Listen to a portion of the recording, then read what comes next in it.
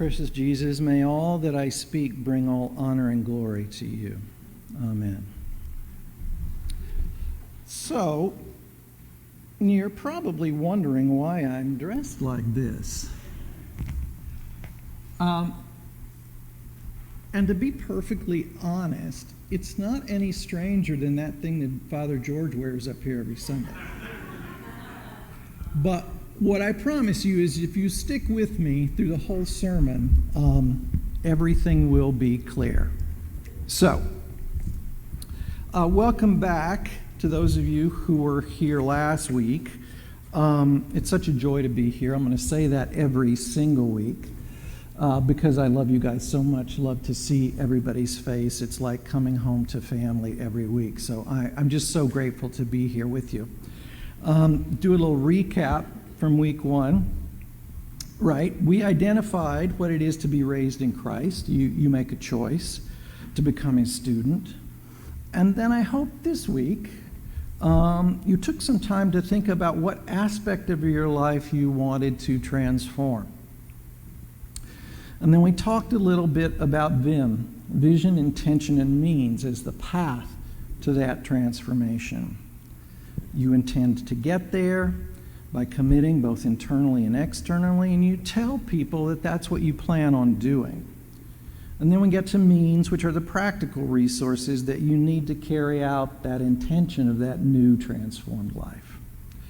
And all of that is fueled by grace and orange push pops. So I hope you enjoyed those. Several people didn't even make it home last week. That was lovely. Everybody felt Jesus' presence in those orange push pops on the patio, so that was awesome. But this morning, Paul, being the wise person that he is, knows that when we decide to do something like that, then obstacles will immediately arise. And this morning, in the second piece of our 4-week examination of this passage, he calls out some of the most prevalent challenges that we're going to face as human beings, no matter what we are attempting.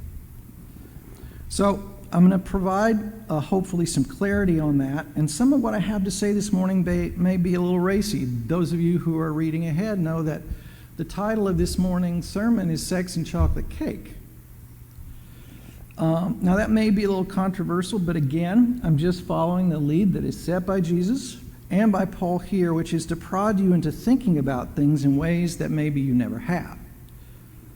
So remember from last week that our first priority is to view everything from above, to place everything in its spiritual context first, ahead of the physical context, with the intention of leaving our kingdom of the world values behind and transforming ourselves into people who hold kingdom of heaven values. And remember what I said last week, that's our choice. We choose to do it. It will not be forced upon us. So, straight out of the gate, Paul jumps into the deep end of the pool with a word I love, which is fornication. Isn't that an awesome word? Fornication is one of those words that sounds like what it is, exactly in the same way that wart sounds like exactly what it is. So Paul says right here at the beginning, put to death, therefore, whatever in you is earthly. Earthly. Let's stop right there because it's important. That's the umbrella concept that I'm trying to draw your attention to, and it's this. If you're doing anything under your own power, attempting to eliminate or sideline God in the process, that is an earthly pursuit. Anything done using purely human methods and power is earthly, and it's meant to be avoided. By no means is Paul delivering a complete list here of earthly activities, because he doesn't have to. He's instructing listeners to pay attention to whatever in you is attempting itself on its own. I had someone say to me once, don't do anything that you have to leave Jesus in the car in order to do. Now, what we have here is a thing that we want to focus a little bit on, which is the difference between reflective will and impulsive will. We can think about impulsive will as that thing that just immediately takes action without thinking. And it's not in and of itself a bad thing, meaning if your child is about to step off into the street into traffic, you want impulsive will. Versus reflective will, which stops and takes a minute to consider all possibilities before moving. If you are that kind of person, you will be very difficult to deal with in a committee meeting. You will naturally stop the process in order to consider what is good, better, and best before deciding what to do.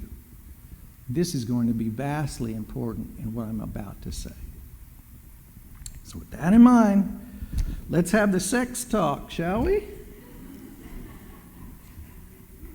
All of the things that Paul lists here are physical manifestations of a disordered interior world. So what we are putting to death in his terminology is not primarily a physical activity, it's a spiritual condition that we are trying to get rid of. So in the case of fornication, what we're looking at is making sure we know the difference between desire and love. These two things are often presented as interchangeable in our culture, but they are not interchangeable for this very important reason. Desire only considers what it wants. Love always considers what is best for the other. As an illustration, I desire chocolate cake. I might say I love it, but in the Christian conception of love, that would be incorrect. I do not want to consider what is best for the cake. I want to eat it. Fornication is sexual desire in action with no consideration for what is good, better, or best for the other. So in a world full of hookup apps or assertion that sex is just sex and it doesn't really mean anything, or we're just having fun, don't be such a drag. All of those attitudes disregard and undermine our primary assertion that anytime you deal with a human being, you are dealing with a treasure that was assembled by God, and because of that, you must consider what is best for them. Fornication, literally loveless sex, ignores reality. And if you make a habit of ignoring reality, the consequences are deadly. All you need to do is look around at the sad state of sexual relationship today in the United States and judge the evidence for yourself. This isn't an LGBTQ issue. It's not a gender identity issue. It's not a patriarchy, male-female sanctity of marriage issue.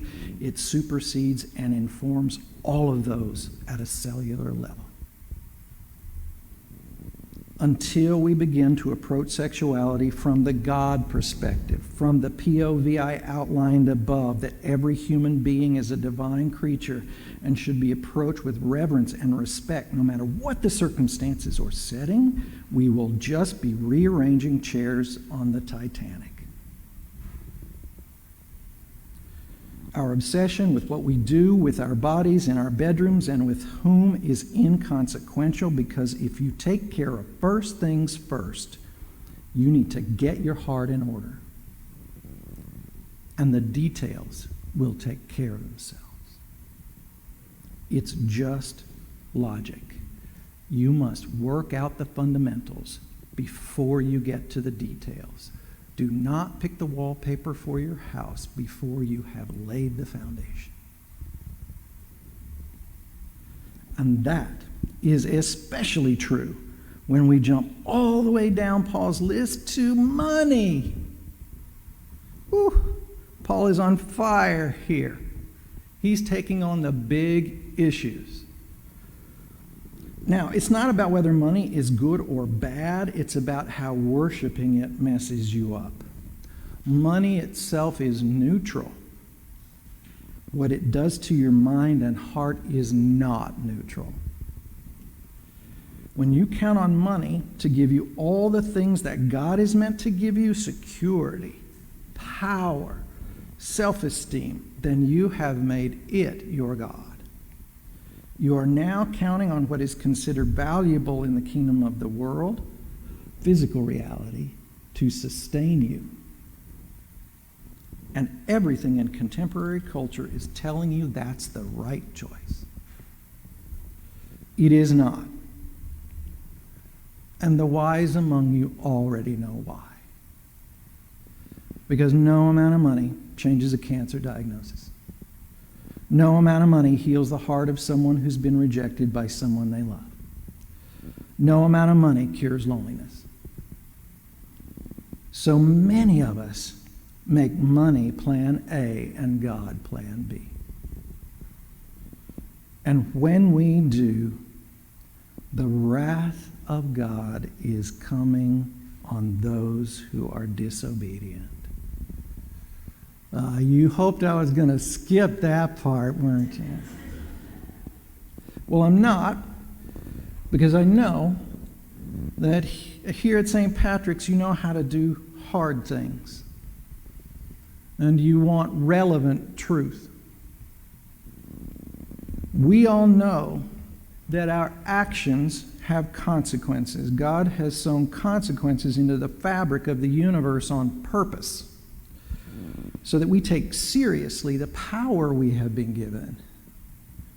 Our actions, our choices matter. And when we misuse, abuse, ignore the reality right in front of us, God in her wisdom will always provide a correction. That is the wrath Paul is talking about. It isn't malicious. It doesn't wish you harm. It's the natural outcome of not being obedient, and that's why he includes that detail here. Obedare is the Latin root of the word obedient, and the closer translation would be to listen. So to be disobedient is simply not to listen. If, after being told by my doctor that at my age, with my health, eating chocolate cake is going to send my cholesterol shooting through the roof and make me sick, but because I'm ruled by my desire for chocolate cake, I decide not to listen and eat it anyway, that is to be disobedient. The wrath of God is going to come to visit. Not because God is malicious or chocolate cake in and of itself is bad, but because I did not listen. And if you didn't listen in the way we're talking about, it's because you didn't trust. When you don't take a doctor's advice or your auto mechanic's, it's because deep down you don't trust him or her. So to be disobedient in this way shows a lack of trust in God, and that has consequences. Negative consequences are opportunities provided by God to change course. They are a correction. It is rare that a negative consequence is fatal and final, but when that happens, and it does, then you have a very real tragedy. And in many of those instances, we find multiple small warning signs along the way that were ignored. Not listening. So now that Paul has introduced this interior world that needs renovation and the law of consequences, he moves on to some activities that flow from the disordered interior that we must also overcome. And he makes the case that these all flow from that old way of life that you want to put aside. You once did these without thinking, but you are awake now. And with your new choices, you won't be able to indulge in these things no matter how convenient or appropriate you think they are. Your new life requires a new way of thinking and a new way of relating to people. So he makes a very vibrant list of things that are relationship killers. Your old malfunctioning heart regularly did these things, and it damaged and destroyed your connection to the people around you, and that's not good. So in your new life, you want to get rid of these. Number one on the list is anger. Whew. I've talked about this a great deal in past classes, so I won't take a lot of time here, but remember, anger is simply an emotion that comes up when your will is crossed. It's natural and it's needed, but it's the soaking in anger that makes things bad. Being ruled by anger. So creating a reliable method to gracefully move through anger so that it doesn't grip you longer than it should be at the top of your priority list if you feel like this is a problem for you. So, here is a radical practice for you to attempt, and it begins with a strong assertion that you may not agree with, but anything you can do when you are angry, you can do better when you're not angry. So test that out. Let me know how it goes. If you feel angry, don't do anything. Wait until it passes before taking action. That is a practice. Wrath is the next one on Paul's list. So building on our definition from before, what you will need to put aside is forcing your consequences on others. And our consequences generally fall into two categories: attack and withdrawal. They're twin sisters, and we use them interchangeably. Paul includes it in the second position here because it's usually the result of someone making us angry. Not always, but enough to be commented on. So you make me angry by saying I can't have a piece of chocolate cake, and you will feel my wrath. Either by me attacking you, sometimes very slyly and with much sophistication, or by my giving you the silent treatment in the multiple forms that takes. So when I indulge my wrath, we are definitely no longer in community. The relationship has been broken, even if only temporarily. Malice is the next on the list. If you could eliminate two things from our shared life together that would instantly improve the world, malice would be one and lying would be the other. So if you want the kind of life Jesus promises, making a commitment to never wish or participate in harming another and never lying is essential. It's harder than you think. Because if in your mind you wish you could punch that politician in the face, or in your quiet fantasies you wish the person that is speeding recklessly down the left-hand turn lane in order to jump the line, that's malice. And the truth of malice in your heart is that sooner or later somebody's going to bump into you, and what spills out reveals what was inside all along.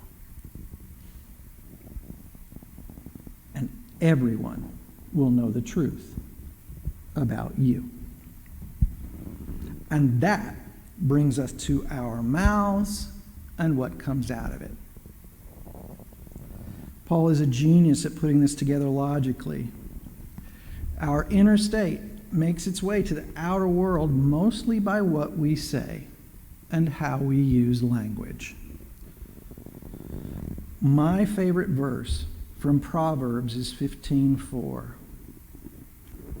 A gentle tongue is a tree of life, but perverseness in it breaks the spirit. Have you ever seen someone's spirit broken by something you have said? I have.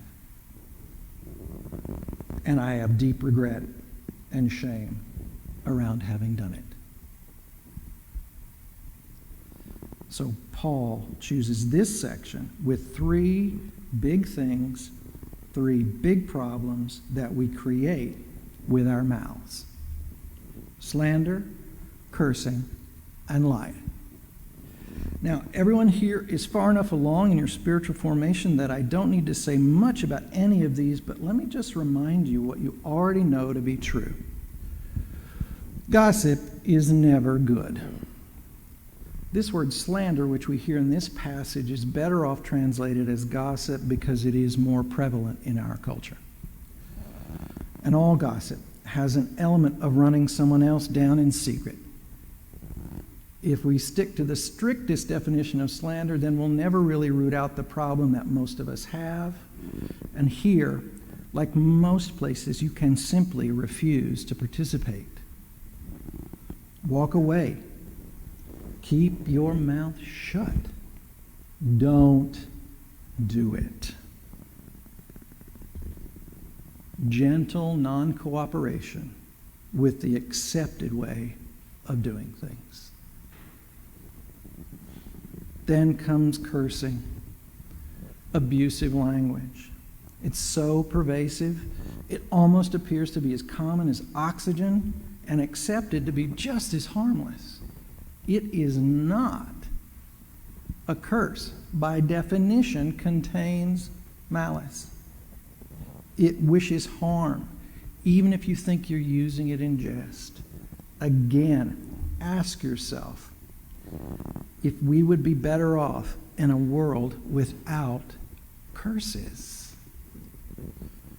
And I think you can come to the logical conclusion there. And finally, the big one I mentioned in conjunction with malice above, which is lying. Let me point out to you that anytime you lie to someone, you deny them their dignity. What you are saying is that they are incapable of dealing with the truth. So there can never be lying to someone for their own good, because you have implied that they are deficient in some way, and that is never good. When we stop lying, we stop manipulating. And although it can be hard to hear the truth, we can rest easy knowing that what we have to deal with now is clearly seen. If, after having eaten an entire chocolate cake, I go to my wife and say, "Wow, these pants are a little tight and I don't know why," it really doesn't do either of us any good for her to say, "Me neither." It's easily within her power to say, "I think the cake might have something to do with it." And then the choice is up to me to deal with the reality of eating an entire chocolate cake. I am always the first problem that needs to be solved. Cake isn't the problem. My wife isn't the problem. I am the problem. So this week, it's time for you to write down on that little green note page what earthly part of yourself you would like to put to death. Something you've been attempting on your own that you are now going to bring before God and ask for help with. It requires vulnerability and honesty about ourselves, and that can be hard, especially when it concerns our inner brokenness. So in order to help with that, I baked chocolate cake. I spent yesterday in the kitchen baking chocolate cake for this community. And part of what I did, and this references a little bit back to what we talked about last week, is I prayed the entire time for you. That takes that activity of baking a chocolate cake and turns it into a sacrament. We've cut up that sacrament and put it on the table just outside the door. And my hope is that you will take that cake with you, and that as you enjoy it at home and you think about this thing in you that you want to transform, that little bit of sweetness represents you stepping into that new life that actually will be sweeter with just a little touch of coffee. So take it with you today as a reminder that putting off the old ways isn't a burden. It's to be desired the way I desire chocolate cake. This week, take a really big bite of that new life you're yearning for. It's sweet, and it's there for the taking. Thanks be to God for providing it. Amen.